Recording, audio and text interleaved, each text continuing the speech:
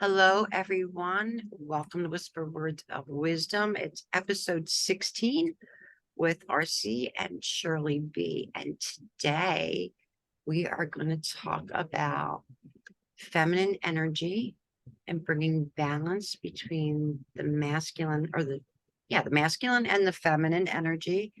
And Shirley, you're going to have to help me. I'm sorry, guys, because Neptune's moving and affecting me, and I'm half channeling and half not. But we were just talking about ascension and descension. Okay.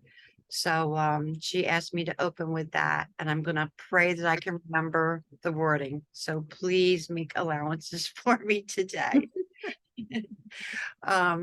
So when we were speaking, I was talking about ascension is us trying to be the best possible version of ourselves, moving up, connecting with spirit, learning how to connect with our soul, with spirit, with the divine, whatever your version of God is, grabbing that connection, bringing it back down into the body, and we're teaching our soul how to live in this human body while still staying connected to the divine. Did I get it right, Shirley? Yes, ma'am. I don't remember how I worded it the first time. I need to start recording and editing more because sometimes the best version comes out before the camera is on.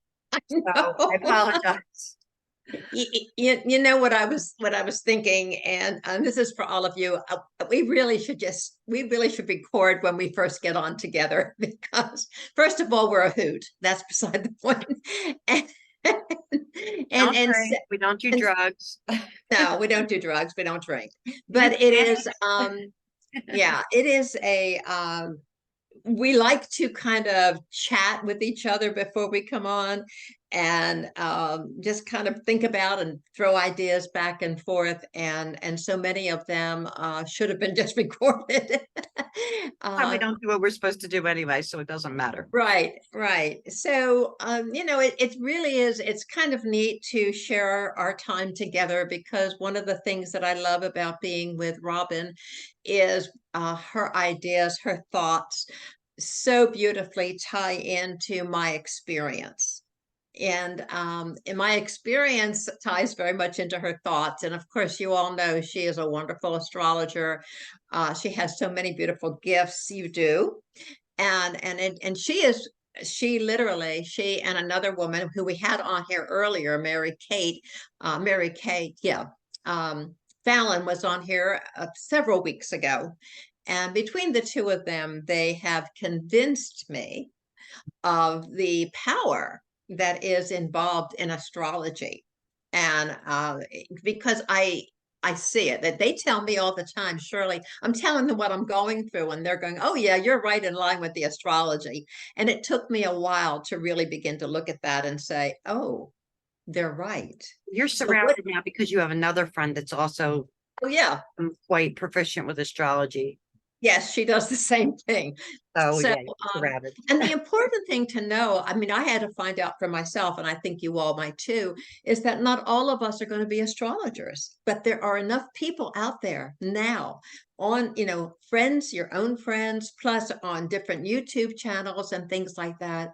And if you go from YouTube channel to YouTube channel, looking at astrology, looking at numerology, looking at people that are reading oracle cards or tarot cards, the amazing thing you're going to find, it all flows together. They may say it in a little bit different way, but then you take a look at yourself and you say, where am I? Where have I been? And where am I going? And you begin to see this beautiful tapestry that begins to come together. So I'm not saying you have to. I'm just saying it's listen, it's taken me years. I'm not a youngster. It's taken me years to embrace this. But wow, it is so supporting. It's like having a really, really strong, solid foundation for everything I already know, but then it opens me up to new beginnings. And we are talking recently about letting go and new beginnings. And the other thing that we were going to be talking about today, because I have been working with other women to helping them to see the powers of their feminine energy, at the same time, the powers of their masculine energy. Because we can get off balance. We can get so far into our female or feminine energy that we want to discount our masculine. Or we can be so excited about our feminine energy or who we are as females. Let me put it that way, who we are as females in the world, that we jump into our masculine energy to throw that out to the world and say, this is who I am, and you have to listen to me. Wait a minute. So this has been sort of the tapestry of my life over the last several weeks, working with women that I work with in my profession, and also for mentoring, that that we have been finding this flow up and down, and where we are taking the, I won't say, the imbalance, where we're taking the imbalance of our masculine energy. Because, one of the things, let me just take a look here, because I wrote it down because I don't want to forget it. In the masculine energy, when it is not in balance, becomes controlling, competitive, withdrawn, and aggressive. But when our masculine energy is in balance, we're protective, we're logical, we're accountable. It's what moves us forward in our goals. It provides us stability for ourselves and for our loved ones. Nurturing. I would add nurturing to that. Yeah. Well, but that's when it blends with our female energy. Yeah. When it blends with our female energy, then it's nurturing and loving and intuitive and creative and trusting. But when female energy is out of balance, okay, we become inauthentic. We become pretenders. We become actors. We also, and women, we can be very manipulative. We become more manipulative, but at the same time, yeah, right. Gee, not me, no. But also we become, and unfortunately, because we're not using our strengths of love, creating, trusting, being intuitive, we are not enabling ourselves to be vulnerable and connected with one another as well as with ourselves. We become codependent. We start looking outside of ourselves to be valued, So when you can put those two together, when you can begin to embrace the feminine and at the same time embrace the qualities of the masculine, wow. And that's what we were talking about with the ascension, right? This is the new human. Sovereignty. Really. It has to do with sovereignty too. When you have that balance, you can be a strong, independent woman without being a bully. I love it. Perfect. I don't know. I was going to say without that fiery Aries energy, but not every Aries is like that. It's how you choose to use the energy. And everything that we talk about and everything that we do, I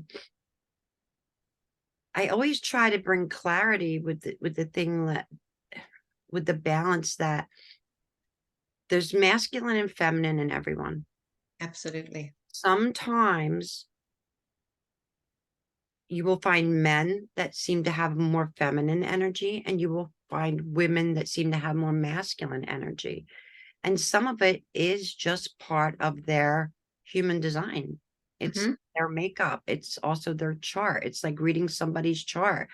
You can watch 5 different astrologers, and they'll all say something similar, but use different language. But it doesn't mean that they're saying the wrong thing.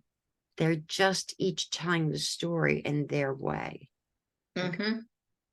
And it's like passing down your family traditions. Your grandmother tells you a story and, you know, tells it to your mom, and then your mom tells it to you. And then by the time it gets to like your great grandchildren, the story is, there's some truth to it, but you're not really sure how much, you know. So things get changed or added, and it's not manipulation. It's just something that gets lost in translation. And that's the same thing that happens with the masculine and the feminine energy. And there was also, and I know this is a little bit kind of off of, I don't want to say off topic, but not something we talked about prior to coming on camera, but women going into the workplace more and more and more over the last, I would say, 30, 40 years Yes. than Yes. ever before, and having to work harder, prove themselves more. You know, divorce became more acceptable. So there were more single women with children. So I want to say it was kind of like climbing that ladder in business, just to be able to be seen and heard and recognized as a person that was able to do the job. And unfortunately, I believe in many of those cases, and I will say myself included, I lost track of my feminine energy because I saw what was getting the big bucks. I saw how people were, what I had to do to get to where I wanted to go. And I don't mean anything that has to do with the physical body. Okay. Right. The things I had to do, the way I had to work, the way I had to approach things was very, very, very masculine, very patriarchal. When I was in business, and this is, you all know my age, so I don't have to go there again. But I was working in a business that was very much male dominated, and I had to wear a black pinstripe suit. And I bet you looked hot. well, I may have. I had to wear a white blouse, and I had to wear some kind of a tie or something here. Okay. I was not supposed to wear dangly earrings. Everything was very much as masculine as I could have make myself. Streamlined. Yes, very much so. It was in the business field, it was in the financial field, and I couldn't present. Now, I will tell you, when I worked with my clients, what drew them to me was that I cared about them. That was part of my feminine, because I'm a connector. I've always been a connector. People have always come to me, so that's part of the feminine. But in the office, at conferences, at things that I had to present at, it was always, always, always, you could not show that part of yourself. Yeah. And that gets stuck after a while. I want to say that, in a sense, some of that was done unknowingly, and some of it was done very knowingly. Mhm. Because energy is energy. They could dress you any way they want, but your energy, your personality, your compassion, your love, your heart is still going to shine through. So that, in a way, was a form of what I call silent suppression and oppression of women. Absolutely. Oh, well, we hired a woman. We've met our quota. It's like, we hired that black woman. We hired that white woman. We hired that Hispanic. It's like, you need to pick, again, labels. We need to pick one of each category, to make sure that we've covered the gamut, so that we're not liable for anything, or we can't be accused of racism or prejudice of any kind. Right. I don't normally like to go here, but basically that's kind of what it was. It was like, oh, I can't even remember the song. I can't remember the video. was it Simply Irresistible? I can't remember. Where the background, the dancers, every single one of them was dressed exactly the same. They almost looked like clones of each other, and they all had their hair pulled back tight, like in a bun, dressed in, I think it's black or navy blue pinstripe suits, but with a skirt. So they had Yes. that masculine with the hair pulled back tight, like gelled back. So it was a masculine, but yet very feminine, because the skirts were so short that if those girls would have sneezed, their panties, if they had them on, would show, So it was, whoever did that was had a very, I'm going to say, creative, balanced, masculine and feminine mind, because they knew that that would be attractive to men and still acceptable to women, because it showed women with somewhat like an authoritative, powerful look, but yet it really wasn't a powerful, it wasn't a power move for women. It was a power move for men, but on a subconscious level, some women saw that as, oh, look, they look really professional, powerful. Women are starting to be acknowledged. And I think we Are needed they? to, yeah, we needed to go through that period. Yeah. We literally needed to go through that period to find out that we cannot live one-sided.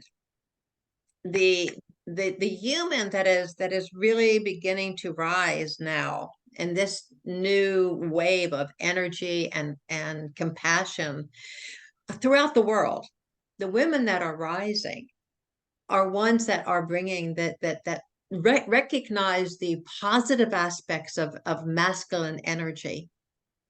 So we can be, and I think one of the very first energies that come through for me in masculinity, my masculine really is as a protector. But on the other side of that coin, I have to remember that doesn't mean fixer. I was talking to a group of women yesterday, and we were talking about, when we're not feeling as wonderful and as exuberant as we would like to feel, we're having a day where it's sort of like, I don't know. What am I going to do? I don't know. Maybe I've just overdone it already. And we're talking to another woman, and she can understand that. She's been there too. Then we talk to a man, and he doesn't just say, you know what, honey, I understand. Well, he might have a husband that says, I understand. But I had another husband, and I've had other men in my life that first, my brother, for instance, the first thing he'll say to me is, let me tell you what you need to do. Because they want to fix it. Fixing is not protecting. I don't need to be fixed. I need to be honored as a woman, and men need to be honored too. Because I used to do the same thing with my current husband. He would come home and he would be talking about something that happened at work. And the first thing I wanted to do, I got that masculine energy right in there, and I want to fix it.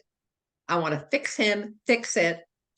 And I finally had to learn to say to him, you're sharing this with me. I need to know what it is, why you're sharing this with me. Are you sharing this with me because you just need to dump it? Are you sharing this with me because you'd like me just to be present to you and hear this?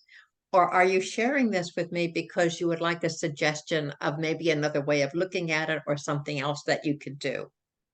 Well, that brought up a whole different balance in our relationship, because now I know, but I used to jump right into that masculine.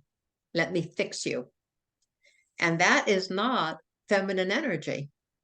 That is masculine energy trying to fix. Feminine energy is that compassion, that empathy, that, I hear you. I'm here for you. That's it. What else? And if you want something else from me, you will share that with me. And I will be able to be there for you if I have a response. If I don't, I don't. But when someone can say, I hear you, and they touch you, even if we're like here on Zoom, I hear you. Yeah. And you're sharing this with me. What is it that you need? Oh my gosh. What is it that you need? And sometimes we don't know what we need. Sometimes we just say, just be quiet and be here with me. Right. Yeah. Exactly. Yeah. Right. You know, um, Do you think the feminine energy roles, or the role of the feminine energy has changed through the years? Because I think it has a little bit. well, share with me what you mean by that. Where do you think it's changed? I want to. It might maybe that wording isn't right. The perception of change might be the more appropriate wording because of I I grew up in a house full of strong women that did fix everything. Like have always been a fixer. I've always had strong masculine energy. Um and I've always been able to carry that through like my work in the past. I have much more balance now because I've learned differently. But I think there are still a lot of women out there trying to fix. Oh yeah, I would agree with you. And so I don't think that the female energy has shifted.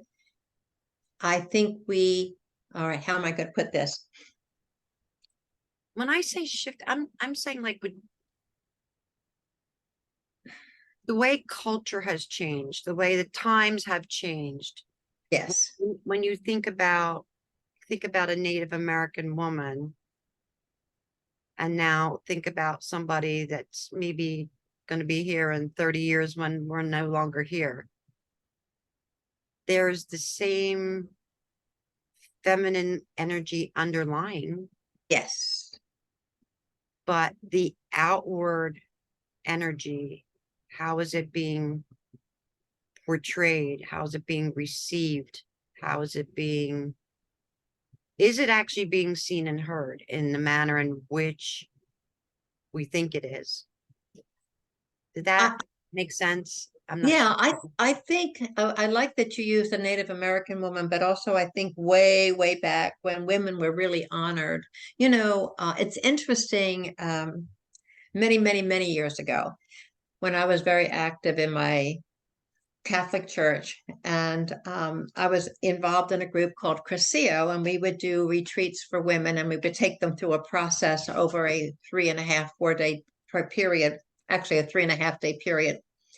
And I was asked to write on the role of the women in the church, the lay women in the church. And when I prayed about that and I looked at that, what I found was there were many women that Jesus went to when he wanted a message to be heard. He didn't go to the men, he went to the women. He went to the woman in the well and said, I want you to tell your husband that you have met me and that I am the water of life for you. He went to Mary and Margaret and stayed with them and with them. And he even said, to Margaret, I really would like you to sit with me as Mary does, because you have a message that can be heard through me. Mary, his mother, he would do things and she would ponder that in her heart to a time share with others. Mary Magdalene, oh my goodness. Of all of them, Mary Magdalene, she was the first one. So, thinking of the story, not that I believe in it or disbelieve in it, but just thinking of the story in scripture, she was the one that went there when they moved the rock away. She was the one that said, oh my gosh, he's not here. Oh my gosh, he has risen. Who brought that message back to the people, to the disciples? Mary Magdalene brought that message back. And I I think overall, way back, way before Jesus, way before 2000 years ago, women were valued for that. They were valued because they have that open heart. They have that softened heart. They have that gut that is connected to spirit, that intuitiveness. You know, women back then were laying hands on people and healing people years before Jesus ever did it. Somehow or other, I don't know how, because I wasn't there, there was a shift. Well, I may have been there, who knows? But there was where it was in a past life. No, I actually laughed because I'm like, come on now. We both know how that happened. yeah. Masculine decided this was too threatening. The church, the organized, I'm not going to label anyone church. I want to say organized religion came in and took the power away from women. Yeah. And However, women were no longer honored for their goddess energy, wisdom, and knowledge. right. It was another women form were of expression, and right. again created this masculine feminine imbalance. And So that's this goes back hundreds of thousands of years. You can go yes. back to Greek mythology and you will find the same. It's a repeating pattern that I truly believe with some of the astrology that hopefully we will see end and not continue for the next 20 generations.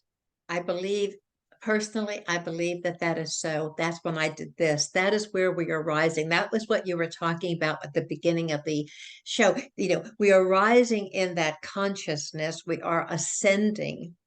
And then we are bringing that ascension back into our soul to teach it, hold it in this embodiment so that we can continue to ascend and bring back and then expand out so that we all know what we are. And in reality, we all have, like I said, this mixture and of energy, human energy. It's not masculine, it's not feminine, it's human energy. You know, so even when the goddesses were honored, okay, there still was an imbalance because Well, there were still the gods and the goddesses, but if we apply that to today, if there's an imbalance on both sides.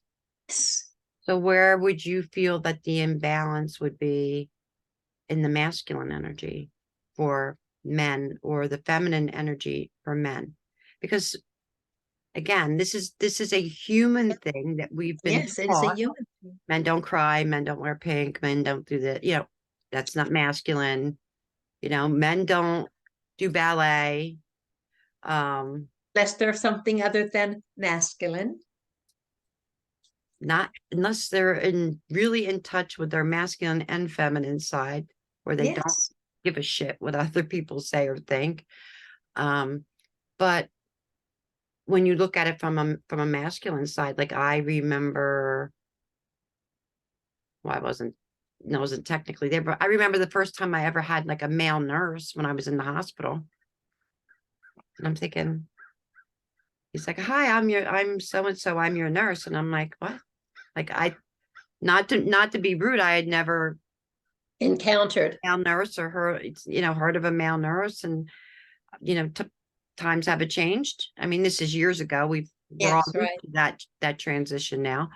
But I thought he was basically the orderly that just came to maybe empty the trash or clean up or something, not to be disrespectful, but that's what I thought. I wasn't aware of male nurses. And now it's just an everyday thing. Like, oh, you have a male nurse. Actually, sometimes I prefer a male nurse. It's interesting too, because I have to catch myself when I am talking to someone about professionals that they are trying to reach, like a doctor or a lawyer or whatever. And my first instinct is to say, so when you meet with him, but I catch myself before the word comes out and I go, how do you know it's a him? So then I say, when you meet with this person, instead, because I don't know, but we have been indoctrinated.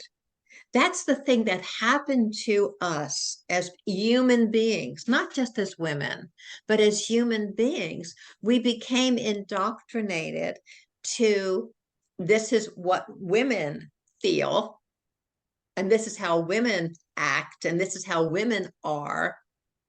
Okay. And the If same you with men. It's the same with men as well. Yeah, that's what I was going to say. And men were indoctrinated.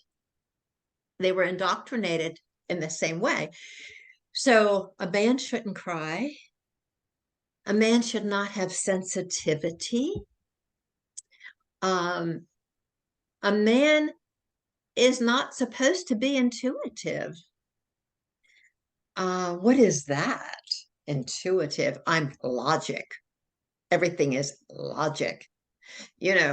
I remember early on in my relationship with my husband, who's a mathematician, and he said to me one day, he said, I'm a mathematician. If you ask anyone that's married to a mathematician, they'll tell you they're just like me. And I said, bullshit. Oops, excuse me, ladies, men. I said, I do not accept. Yeah, I don't accept, but I don't accept that. Yes, that's how your brain works when it comes to certain things, but there's more to you than that. And I challenge you to discover that.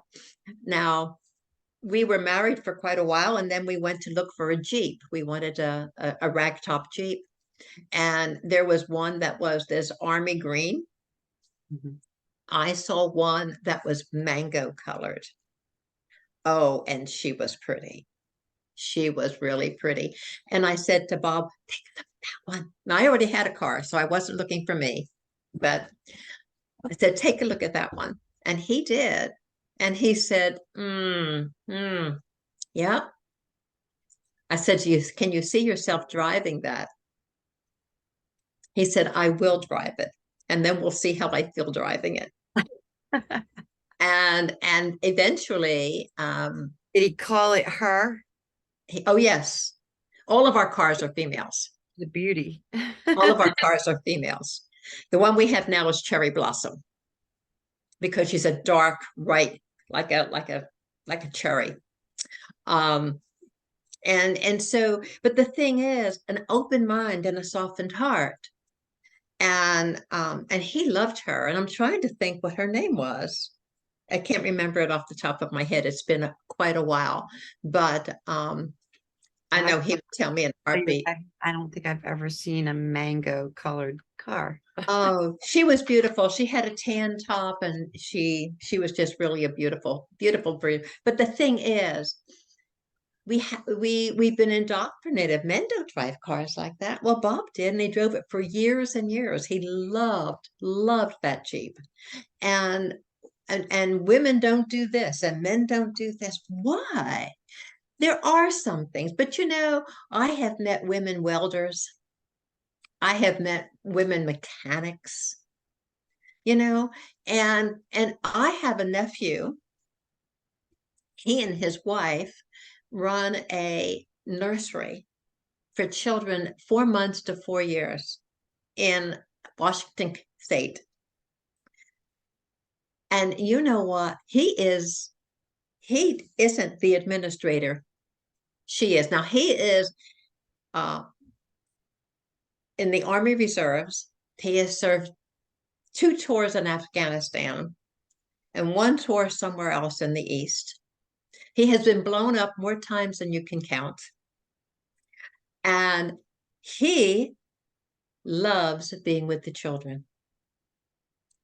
His compassion for them is amazing, absolutely amazing. And he has decorated it's a very big daycare. He has decorated this whole daycare in different themes for the children.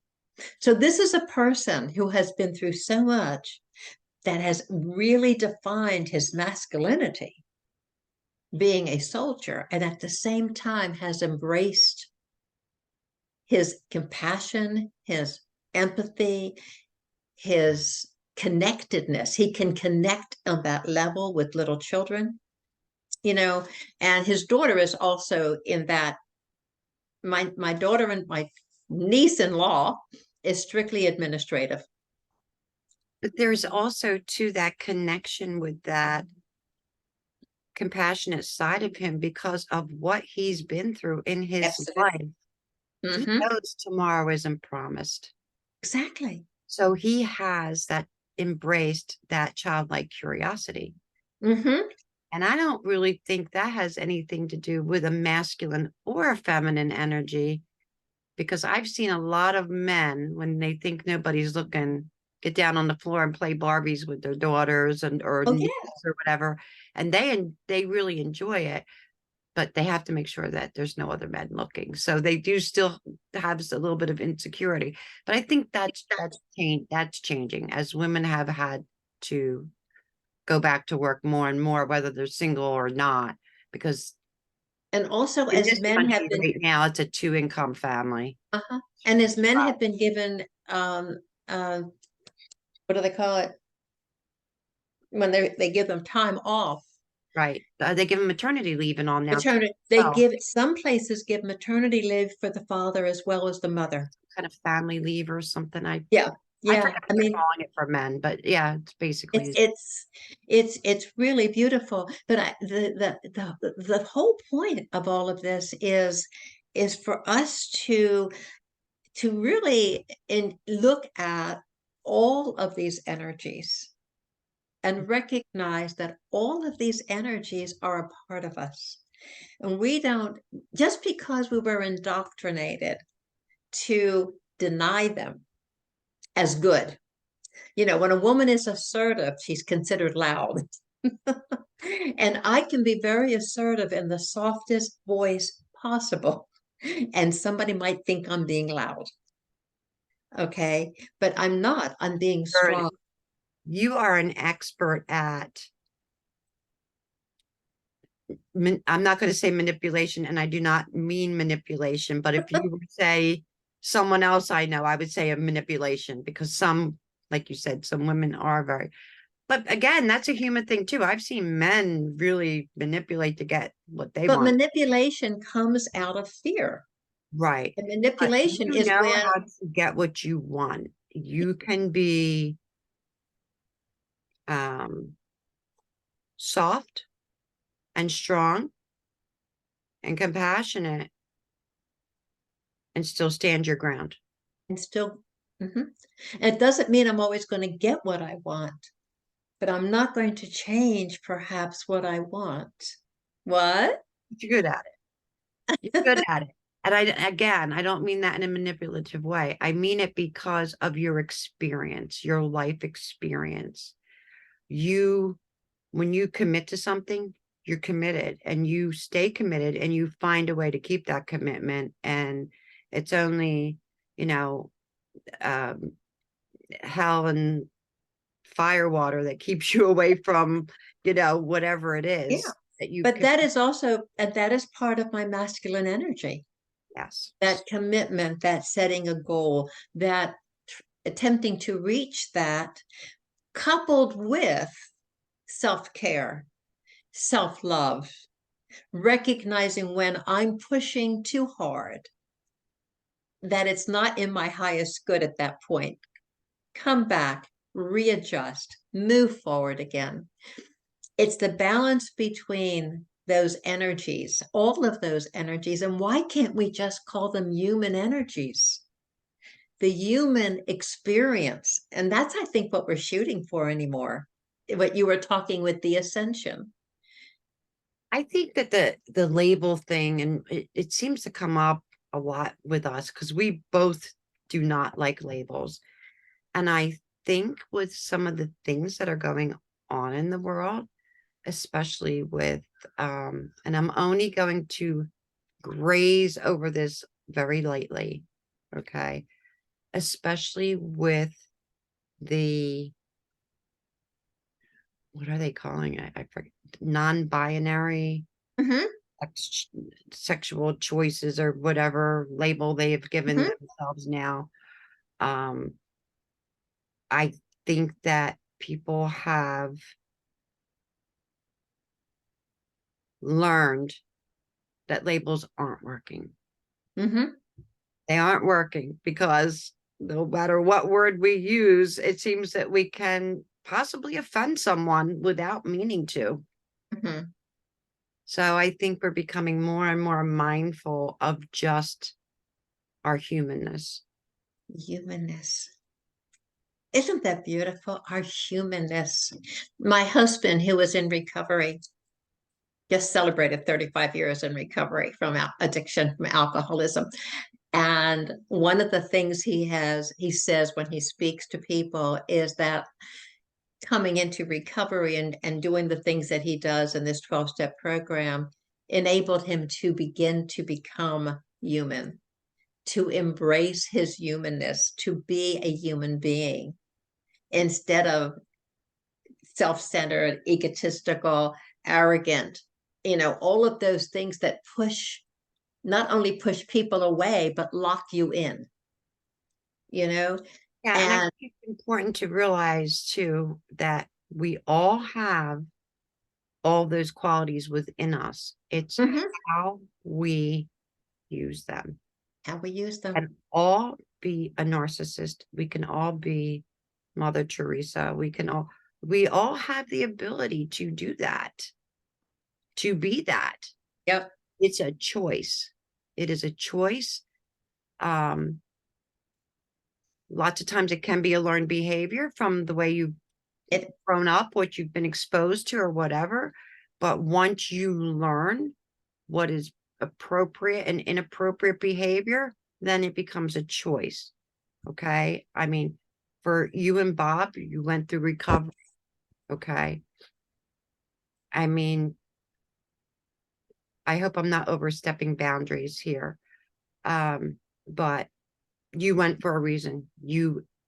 It took you a while to get to the point that you knew you needed to go into a recovery program. You chose the 12 step. You did the steps. Some of them, I'm sure, were more difficult than others. But you saw it and you changed your behavior because you knew it was not an appropriate behavior for you the anymore. thing But the thing that also changes when we recognize how harmful we are to ourselves.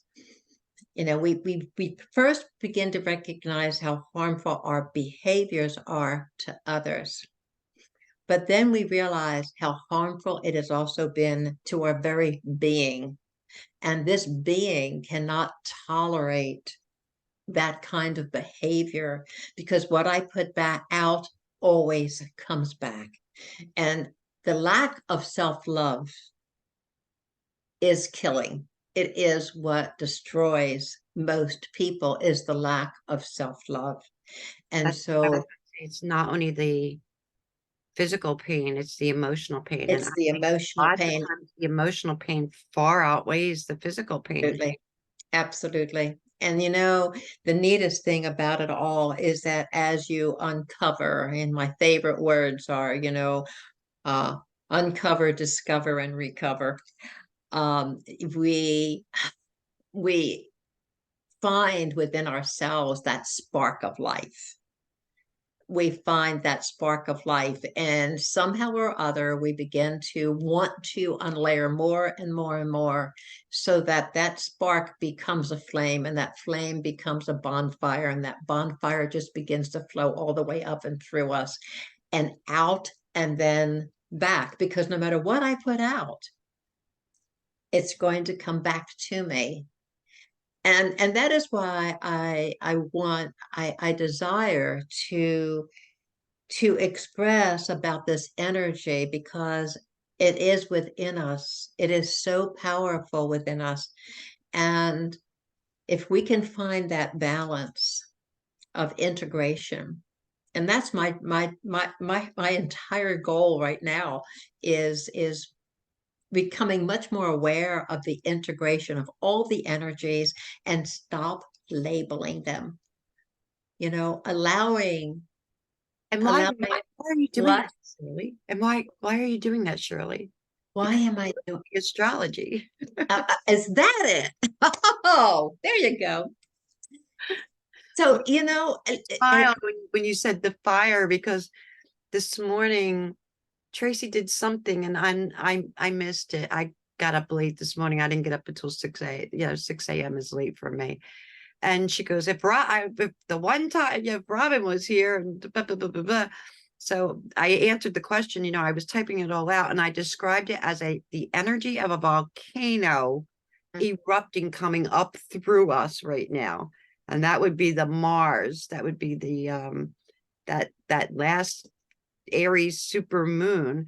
But it's also our north node. So it's like what they would call like the Kundalini type of energy. But it's like, are you going to use that fire for anger or to propel yourself forward? Use it as fuel, positive fuel or negative fuel.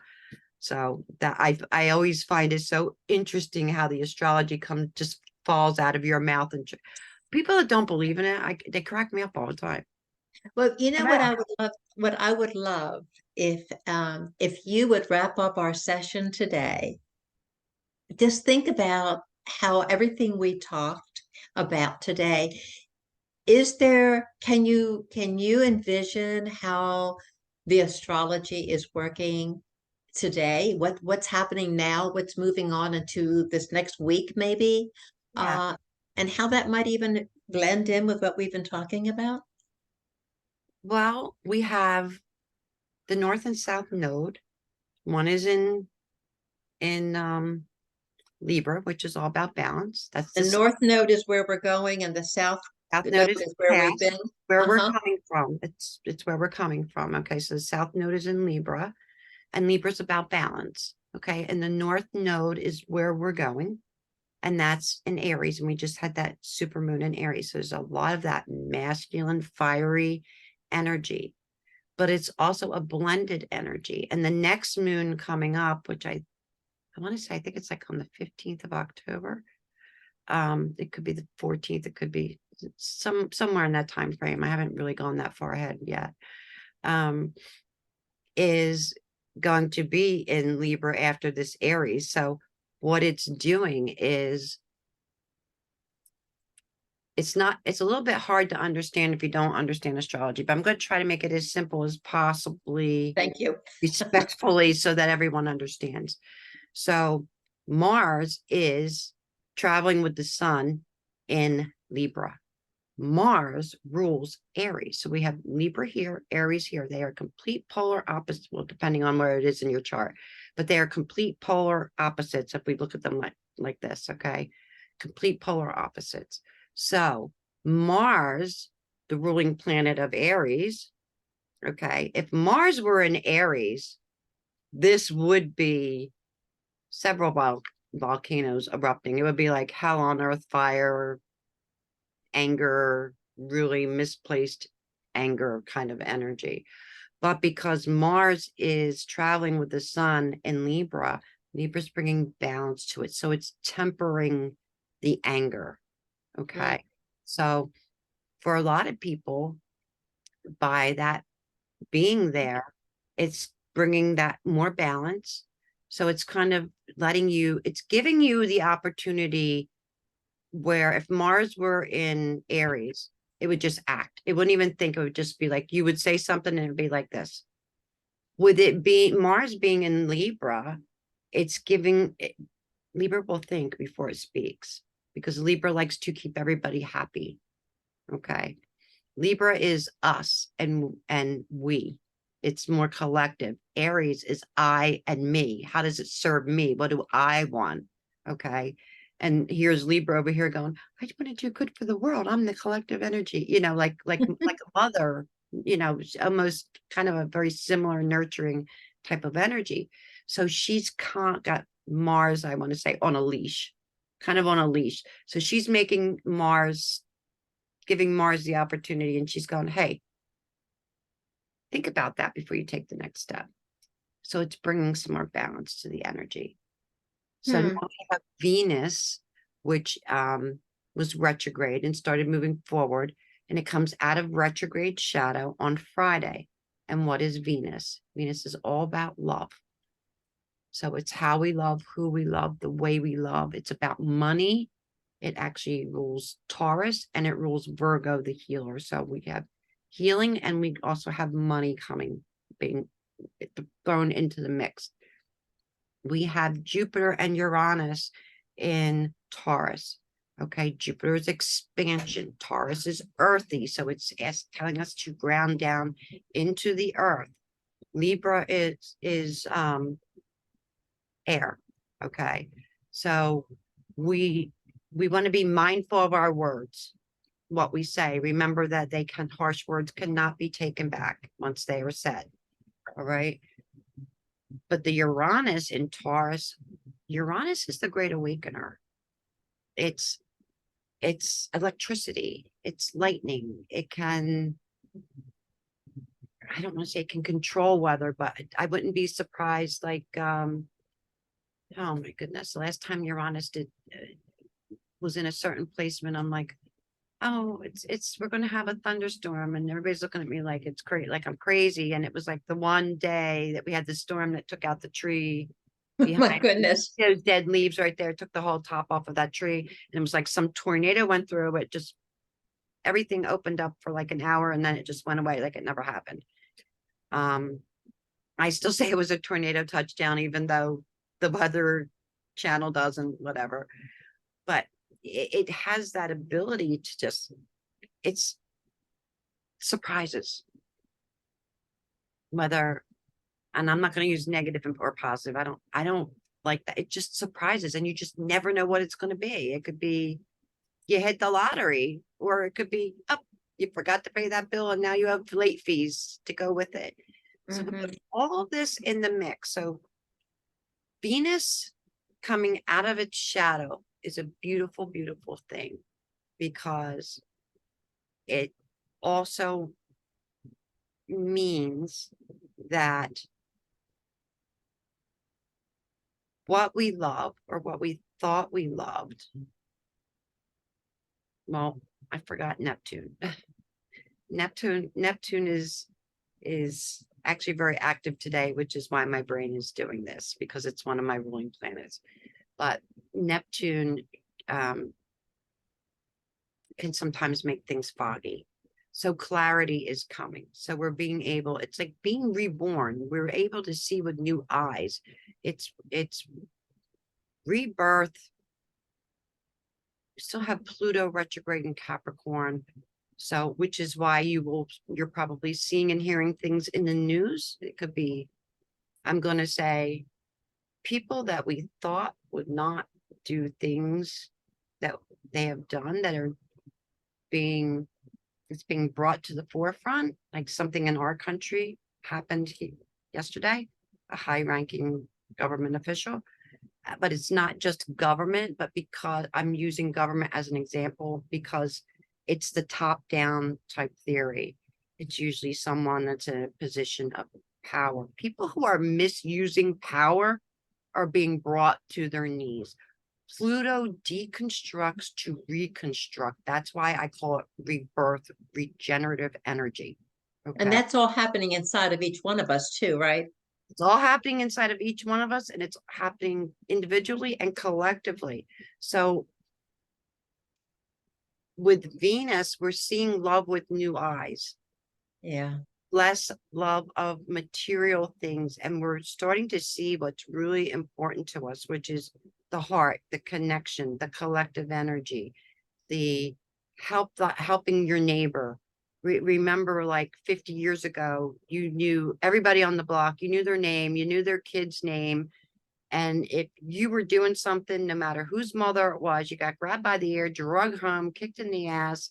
And after the neighbor kicked your ass, your mother kicked your ass, kind of energy. So it's very collective, and it's also the kind of collective energy where if someone's in the hospital, the whole neighborhood collects and comes in and supports. It's not only where you're being pointed out that this is not a good place for you to be. It's also where, when you're in need, the collective is there to support you. It's all of this shifting and changing and seeing things with new eyes in a new, different way. And you're realizing that some things aren't as important to you. So you will be, there will definitely be something leaving your life, something or someone, because you are now seeing with more clarity, or you will be by Friday, and the weekend could be a little dicey. So that's why you want to be mindful of your Mars energy, your Aries, of anger, of words. But there's also this with Pluto deconstructing, there's this beautiful opportunity with Venus, with the heart, to really step into your own light, into your own power, and really empower yourself and others by using the proper discernment as to what is worthy of your love, or who is worthy of your love and who isn't. Who is no longer welcome at your dinner table? Who do you no longer want to break bread with? And who new maybe would you like to bring in? Okay. So it could be any kind of relationship. It could be boyfriend, girlfriend, husband, wife. It could be parent, child. It could be just a friend. It could be a business partner. Any kind of relationship, even something between you and your dog. Maybe your dog's been, just keeps peeing on the floor and won't stop. And you're like, please, my heart is open. I love you so much. I don't want to get rid of you. Will you stop peeing on the floor? And all of a sudden the dog stops peeing on the floor. It's like a beautiful whole new world, right? Could it also be something within your own being that that keeps you stuck? Release. Absolutely, something becoming unstuck, a release. It's again what we talked about in the beginning, the energy rising up, and we're like, when we get here, we're like, this opens up. Okay. So it's a total body experience. Tell you what. The experience. So I hope that everyone understands that.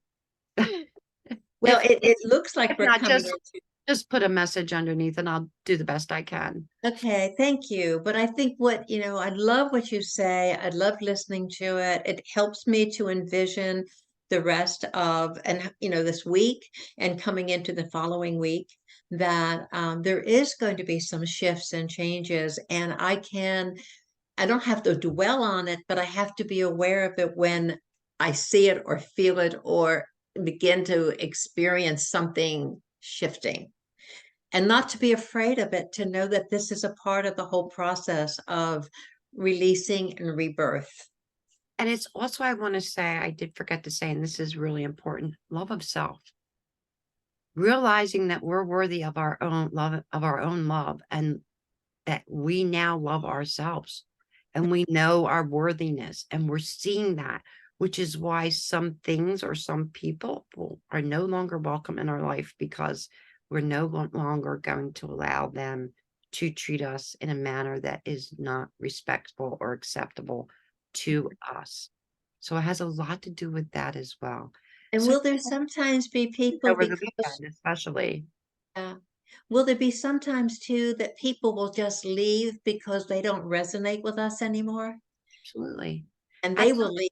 And then we don't have to blame ourselves or anything about us for their leaving. It's just that they say we are moving in another direction, and they are moving. They just are not in alignment with that energy. So they begin to They move away. might not be in alignment with you, and you might not be in alignment with them anymore. It might be just, and Right. could be that Right. not even harsh words were spoken. It's They just just sometimes, you know how you have that friend, everybody has that one friend that like you cannot talk for like 3 months, and then all of a sudden like the person's on your mind, like, oh my God, I haven't talked to you in like 3 months. You pick up the phone, you're like, I'm so sorry, I've been so busy. And I always say, everyone has a life. I still love you. It's not even 3 months, it hasn't been 3 years. Or you don't even, like, for me, like the last 3 months have gone by so fast. That's another thing. Time, Saturn's and Pisces. Saturn has a lot to do with time. Time is very accelerated. I hear you. If you notice, like I just said, like, oh, it's been 3 months. I've been sick, all the issues I've had.